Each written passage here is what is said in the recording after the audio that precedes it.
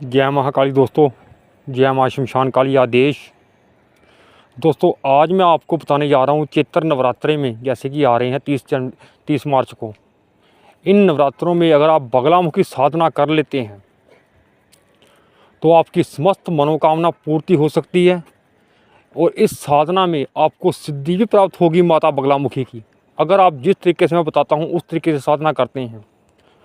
अगर आपका गुरु नहीं भी है तो आप भगवान शिव को गुरु बनाकर ये साधना कर सकते हैं। ये मंत्र बहुत ही शक्तिशाली मंत्र है दोस्तों। पूरे विधि विधान से आपने साधना करनी है। जिस तरीके से मैं कहूँगा सिद्धि आपको तभी प्राप्त होगी अगर आप पूरे नियमों का पालन करते हैं तो। और इस साधना की विधि बताने जा रहा हूँ, इससे पहले आप चैनल को सब्सक्राइब और लाइक कर दीजिए।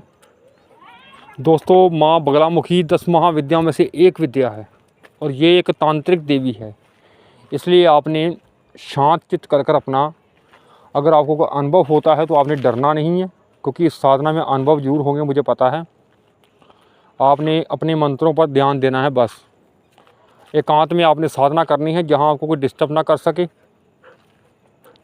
इस साधना में आपने पीला आसन, पीला सर पर कपड़ा, बिना सिले हुए कपड़े आपने धारण करने हैं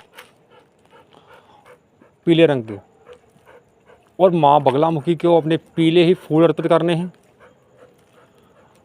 पीला ही आपने भोग देना है, पीली मिठाई का भोग दे सकते हैं आप।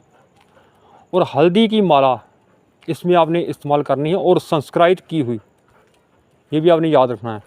और अगर आपको माँ बगलामुखी यंत्र मिल सकता है, प्राण प्रतिष्ठा किया हुआ यंत्र, तो आपको ऐसे ही मिलेगा, लेकिन प्राण प्रतिष्ठा उसकी करानी है आपने।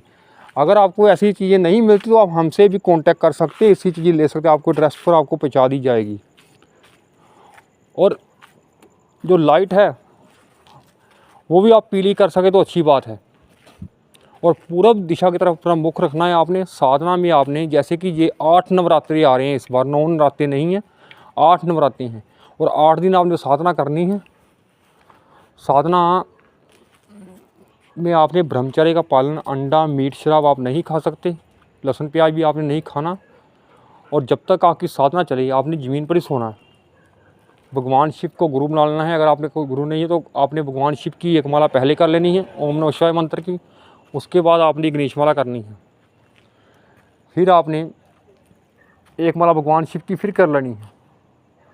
उसके बाद आपने इस मंत्र की 51 माला करनी है। ओम हलीम बगलामुखी सर्वदुष्टनाम वाचम मुखम पदम स्तंभे जीवा कीले बुद्धि विनाशी ओम हलीम स्वाहा।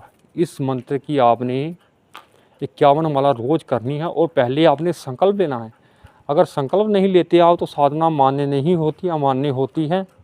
याद रख, कोई भी मनोकामना है आप माँ बगलामुखी बोल सकते हैं, सभी मनोकामनाएं इस साधना से पूरी होंगी, आपके कार्य सिद्ध होंगे और आपका तंत्र क्रिया फिर कोई नहीं कर सकता अगर आपने ये साधना कर ली तो, क्योंकि माता बगलामुखी की सबसे शक्ति सबसे ज़्यादा है। और कुछ ही पूछने के लिए आप कमेंट कर सकते हैं जय महाकाली। और जिस तरीके से मैंने बताया है उसी तरीके से साधना करनी है आपने।